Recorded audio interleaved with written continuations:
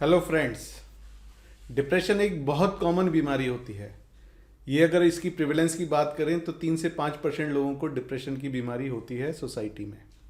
मेरा नाम है डॉक्टर आशीष कुमार मित्तल। मैं एक senior consultant psychiatrist, de addiction specialist and psychosexual problem specialist हूँ और मैं गुड़गांव में प्रैक्टिस करता हूँ। और आज का हमारा टॉपिक है कि डिप्रेशन के साइंस एंड सिम्टम्स क्या होते हैं। तो चलिए स्टार्ट करते हैं। तो फ्रेंड्स, जैसे कि मैंने बताया कि डिप्रेशन एक कॉमन बीमारी है। 3 से 5% लोगों को डिप्रेशन होता है और ये समाज के हर ग्रुप के लोगों को हो सकता है, चाहे वो डॉक्टर हो, इंजीनियर हो, बॉलीवुड में अभिनेता हो, चाहे वो नेता हो, किसी भी आदमी को डिप्रेशन हो सकता है। पिछले कुछ समय में काफ़ी बॉलीवुड हस्तियों ने डिप्रेशन होने को एक्सेप्ट किया है। कुछ क्रिकेटर्स ने डिप्रेशन होने को एक्सेप्ट किया है। तो आपको समझना है डिप्रेशन काफ़ी कॉमन है, लेकिन हमको कब पता लगेगा कि हमें डिप्रेशन है।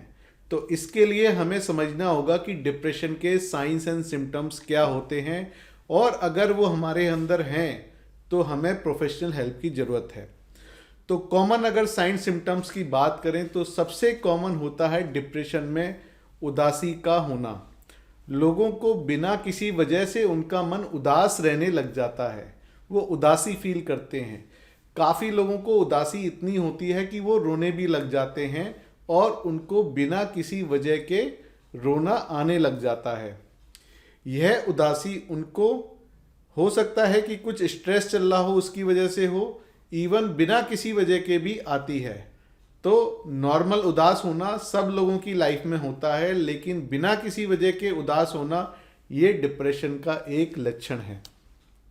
दूसरा कॉमन लक्षण है डिप्रेशन का अनहेडोनिया। इसका मतलब होता है lack of interest in previous pleasurable activity.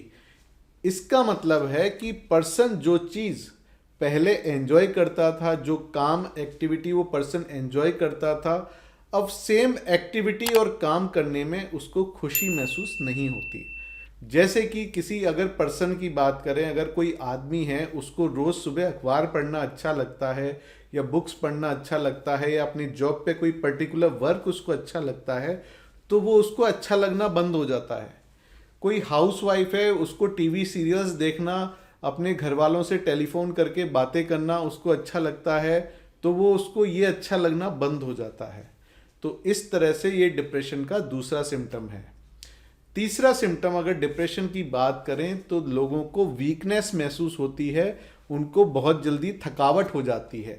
वो थोड़ा ही काम करते हैं, अपनी रूटीन लाइफ का काम करते हैं तो उनको थकावट महसूस होती है। लोगों का स्टेमिना कम होता है कि लोग जो पहले वॉक एक अच्छी दूरी वॉक कर पा रहे थे, अब थोड़ी सी ही वॉक करने के बाद उनको थकावट हो जाती है।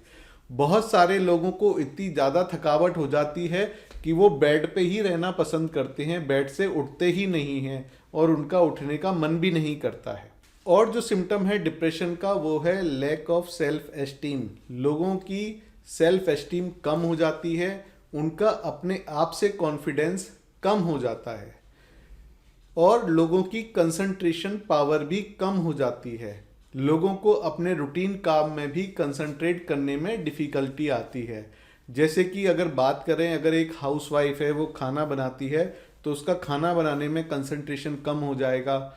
नमक और चीनी का वो कम या ज़्यादा यूज़ करने लगेगी और खाने में वो टेस्ट नहीं रहेगा जो वो पहले बनाती थी, जो टेस्ट आता था वो अब नहीं रहेगा।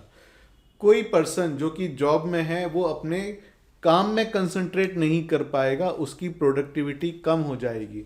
अगर हम स्टूडेंट्स की बात करें तो पढ़ाई करते समय डिप्रेशन की वजह से वो कंसंट्रेट नहीं कर पाएंगे और पढ़ाई करने में भी उनको दिक्कत आएगी। और जो डिप्रेशन में होता है वो होते हैं नेगेटिव थॉट्स आते हैं लोगों को। ये नेगेटिव थॉट्स पास्ट के लिए हो सकते हैं, जैसे कि गिल्ट। उनको पास्ट के लिए गिल्ट हो जाता है कि जो मैंने वो पहले काम किया था वो मैंने गलत किया, ये मुझे नहीं करना चाहिए था, इसकी वजह से काफ़ी सारे बैड कॉन्सिक्वेंसेस हुए हैं। लोगों को करंट के लिए नेगेटिव थॉट्स आते हैं जिनको बोलते हैं आइडियाज़ ऑफ वर्थलेसनेस। उनको लगता है कि मैं किसी लायक नहीं हूँ, मैं कोई काम नहीं कर सकता, मैं दूसरे लोगों पे बोझ बन गया हूँ। तीसरे तरह के नेगेटिव थॉट्स लोगों को फ्यूचर के लिए आते हैं कि उनको होपलेसनेस होने लग जाता है कि फ्यूचर में अब कुछ भी अच्छा नहीं होगा, फ्यूचर अब डार्क है, ब्लीक है। काफ़ी लोगों को होपलेसनेस के साथ साथ सुसाइडल थॉट्स आने का भी रिस्क रहता है कि उनको लगता है कि अब भगवान उठा ले ही तो अच्छा है, और काफ़ी लोगों को सुसाइडल थॉट्स और एक्टिव प्लान भी आने लग जाते हैं जिनको एक्टिव इंटरवेंशन की ज़रूरत होती है। डिप्रेशन में काफ़ी लोगों की स्लीप और एपेटाइट भी अफेक्ट हो जाती है, उनकी स्लीप कम या ज़्यादा हो जाती है।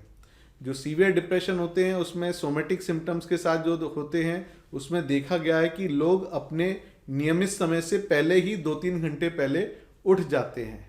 एपेटाइट की बात करें तो लोगों की मोस्ट ऑफ द केसेस में एपेटाइट कम हो जाती है और कुछ केसेस में एपेटाइट बढ़ भी सकती है डिप्रेशन में। तो दोस्तों, ये मैंने आपको बताई डिप्रेशन के सिम्टम।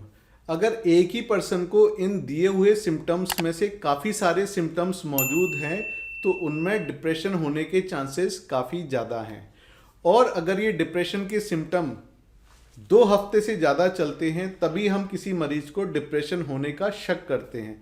अगर ये सिम्टम कुछ घंटे के लिए हैं या 1-2 दिन के लिए हैं तब पर्सन को डिप्रेशन की बीमारी का डायग्नोसिस नहीं देते हैं।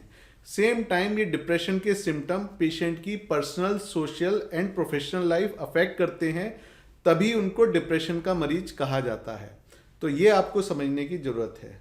तो दोस्तों, डिप्रेशन की बीमारी बहुत कॉमन होती है। जैसे मैंने बताया कि काफ़ी बॉलीवुड स्टार्स ने एक्सेप्ट किया है, जैसे कि एक नाम है दीपिका पादुकोण का, और अगर क्रिकेटर्स की बात करें तो विराट कोहली ने भी डिप्रेशन होने का पास्ट में एक्सेप्ट किया है, जिसका लिंक वीडियो का मैंने ऊपर आई बटन में दे दिया है। तो दोस्तों, अगर आप में ये डिप्रेशन के सिम्टम हैं तो आपको घबराना नहीं है, परेशान नहीं होना है, चिंता नहीं करना है कि अब क्या करें।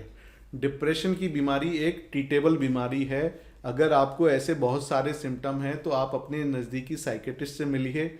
जितना जल्दी आप ट्रीटमेंट चालू करेंगे उतना ही जल्दी आपको रेस्पॉन्स आएगा, आप जल्दी ठीक हो पाएंगे और ट्रीटमेंट की ड्यूरेशन भी कम रहती है। डिप्रेशन लंबा होने पे ट्रीटमेंट की ड्यूरेशन भी बढ़ जाती है और रेस्पॉन्स आने में भी टाइम लगता है। तो दोस्तों, मेरे अपने चैनल के माध्यम से कोशिश है कि मैं ज़्यादा से ज़्यादा अवेयरनेस आप लोगों के बीच में साइकोलॉजिकल प्रॉब्लम, साइकेट्रिक प्रॉब्लम के बारे में पहुंचाऊं, जिससे कि लोग अपनी प्रॉब्लम समय पे ही पहचान सकें और उसका टाइमली ट्रीटमेंट ले सकें। तो इसके लिए अगर अभी तक आपने मेरा चैनल सब्सक्राइब नहीं किया है तो प्लीज़ इसको सब्सक्राइब कर लीजिए। और जो भी मेरे सब्सक्राइबर हैं तो नीचे अगर वो कमेंट बॉक्स में कोई क्वेरी लिखते हैं तो मैं उनको रिप्लाई करने में प्रेफरेंस देता हूँ। और इसके साथ ही आज मैं आपको एक टास्क देना चाहता हूँ। आप किस फेमस हस्ती को जानते हैं जिनको पास्ट में डिप्रेशन हुआ है, तो वो चीज़ आप नीचे कमेंट बॉक्स में लिख सकते हैं, जिससे कि दूसरे लोग जब ये कमेंट बॉक्स देखेंगे तो वो समझ पाएंगे कि डिप्रेशन की प्रॉब्लम कितनी कॉमन है और वो इस चीज़ से रिलेट कर पाएंगे। और साथ में वो लोग यह भी समझेंगे कि वो अकेले नहीं हैं जिनको डिप्रेशन हुआ है, दुनिया में काफ़ी सारे लोगों को डिप्रेशन होता है। और दोस्तों, साथ में ही मेरा वीडियो लाइक ज़रूर कर लें, जिससे कि मुझे मोटिवेशन मिलता रहता है फर्दर फ्यूचर में और वीडियो बनाने के लिए। धन्यवाद, नमस्कार।